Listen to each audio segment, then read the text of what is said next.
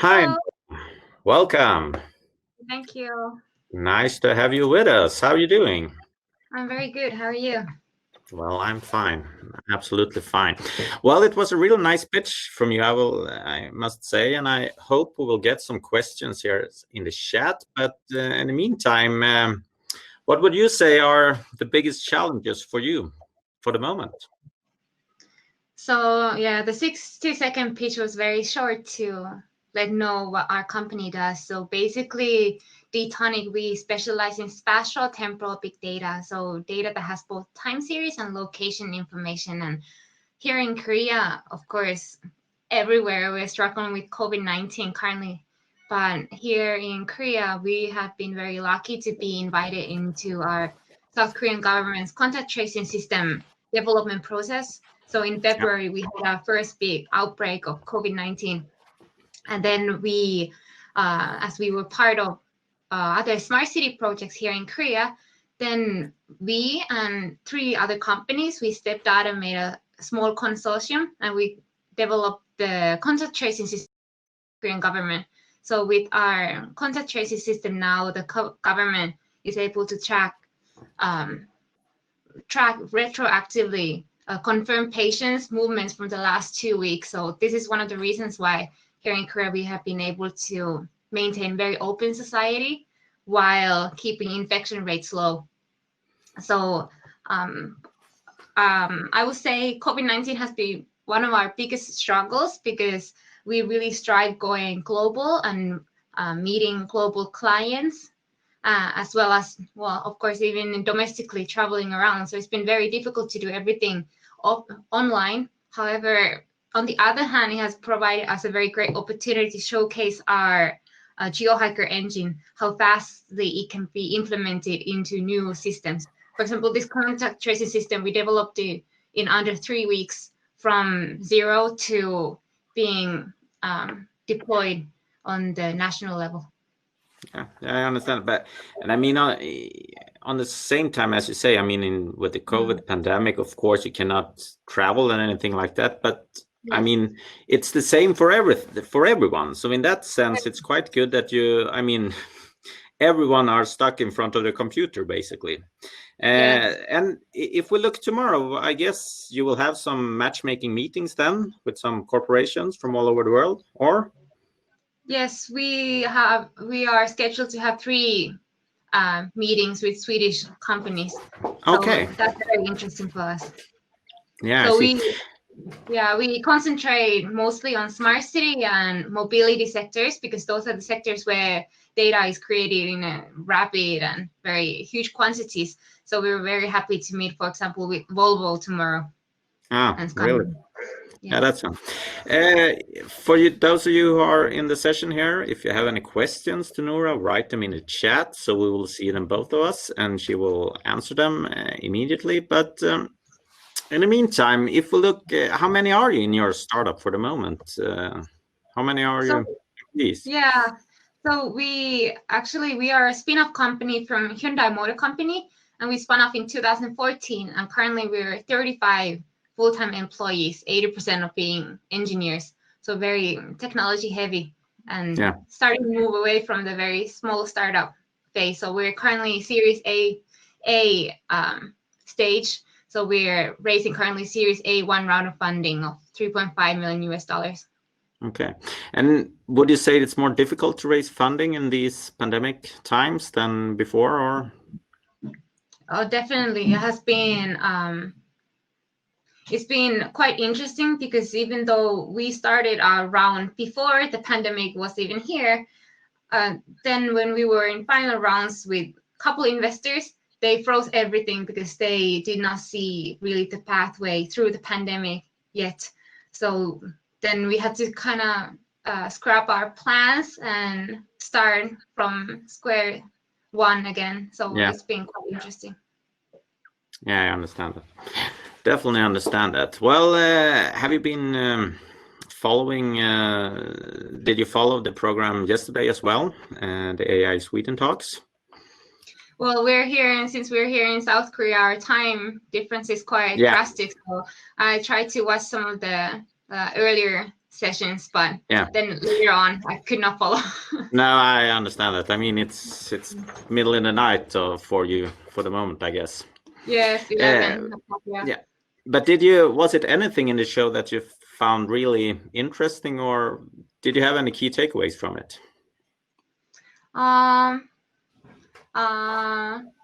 Well, I think it's this because we are dealing with big data, so we're dabbling into AI, but we don't consider ourselves fully an AI company.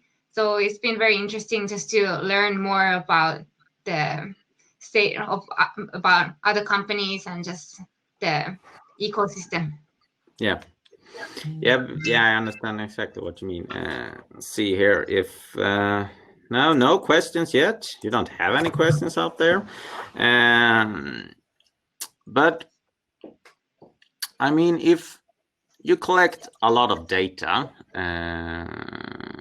and we had this guy here early on. I don't know if you listened to him, Andreas, who was working with this this Bear AI, which are basically into building AIs that you can trust. I mean, it's a big issue for all of us. Is that something that you are struggling with or thinking about, or do you understand my quite open question? How you handle the data and stuff like that?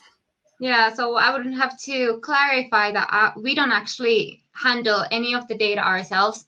Our clients always have the ownership of their own data, no matter if it's in premise or on private cloud or public cloud, it's always their data. So, for example, we don't, thus far, we have not struggled, for example, with the GDPR, because we have pushed it to the client side. Of course, now we've learned that it might be a problem for us as well. But anyway, it's a very interesting issue, and we always are trying to, with all of our projects, are always new. So none of the projects are exactly the same, since all clients' products and their needs are always different. So we're always trying to find our way to ensure that everyone's data is secure and as trustworthy as possible. Yeah, I mean, and because it's on all levels. Because I mean, you are on one hand delivering, I mean, the software, but yes, they own the data, and I mean, it is complex. I mean, it's not easy for anyone, I would say. But if you look on the client side for you, then what kind of clients do you have today? Is it in the same sector or? Yeah, so we do a lot of R&D projects as well. So for example, in Europe, we do 2 R&D projects relating to road weather services and autonomous vehicles. And here in Korea, we have very interesting R&D projects, such as we are now with the National Police Authority creating an AI traffic signal system. So when autonomous vehicles will be on the streets, they have to communicate with the traffic signal system, of course. So we are trying to create the AI system behind the traffic signals to communicate with connected vehicles, as well as then we do lots of smart city projects, as for example, creating smart city data hub technologies. So where all infrastructure can transmit their data to this one data hub that then will be able to deploy the data to other various services, so that citizens can get the best services for their needs. But we are working with many governmental organizations here, for example, taking care of commercial vehicles road safety and doing pollution analysis, for example. And we're also working with many other startups. So startups, for example, who don't have the deep knowledge in big data, but they need big data analytics tools, for example. So we work with startups who are dealing with autonomous vehicle V2X communication software, for example. For example, with that one company, we created a V2X communication analysis system that we then sold together to Hyundai Mobis that deal with autonomous vehicles here in Korea. So very varied government organizations and big Hyundai conglomerates, as well as then small startups. Yeah. And when we speak about the governments, I mean, here in Sweden, as we just heard, we have this, I mean, it's not always that easy for governments or municipalities to work with startups because of regulations and stuff like that. How is that in Korea? Is it difficult for you to work with those kind of clients as a startup? I would say not at all. So we have a very strong R&D culture here in Korea, and we, for example, now we have secured R&D grants until 2022 worth of $4 million US, totally just grants and no loans at all. So the government is very supportive of letting startups take charge in R&D, national R&D projects, and create consortiums then who can provide this technology, because big conglomerates can be very slow working. So startups can be more, the hierarchy is of course smaller since the companies are smaller. So it's been a very lucky situation for us. And we're hoping actually if we could get opportunity through, for example, the Stockholm's epicenter to work with Smart City Stockholm or other Swedish projects, that would be very excellent. Yeah.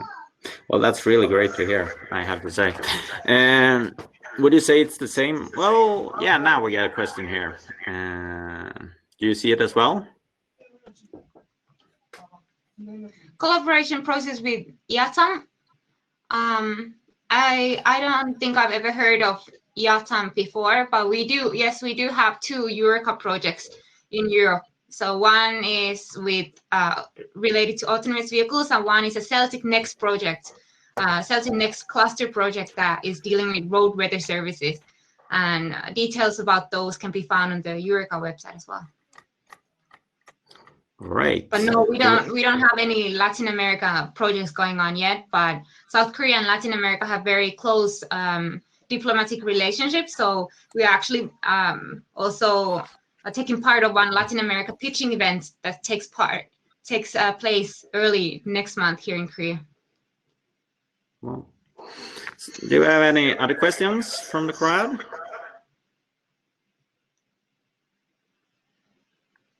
No, don't. Oh, maybe I got one here. Yes, but if you feel, do you feel that if anyone's listening, you can just, if you Google D-Tonic, our company is going to be on the first hit on Google, so you can find our email there. So through the email, you can contact me, and I can send anyone who wants. I can send a pitch deck and more information about our company. So don't hesitate to look at us up. And I mean, here on the Hopin platform, you can have a video call directly with Nora as well, if you're interested in. Just find her in the people section, and then invite her to a call. And then we got a question about your team as well from Claudio. Yeah. So we don't have the team presentation on our website. However, it's our CEO. He has over 20 years of experience in creating big data machine learning technologies for not only governmental organizations, but for Hyundai and also Japanese companies such as Toshiba. And our CFO has been working with our CEO since they were in undergrad, so over 20 years. So our leadership are both very competent in both business and in technology. But Claudia, if you can contact me through the website, I can send you a pitch deck and there's more information about our team as well. Perfect. Well, time is ticking. There are 2 minutes left until the program starts again at the main stage. So I guess we all want some time for just stretch your legs, grab a cup of coffee, perhaps. Well, thank you so much, Nora, for joining us. I hope you will have fantastic meetings tomorrow with the company. Thank you, Linus. All the best of luck for you. Thank you. Thank you. Take care. Bye.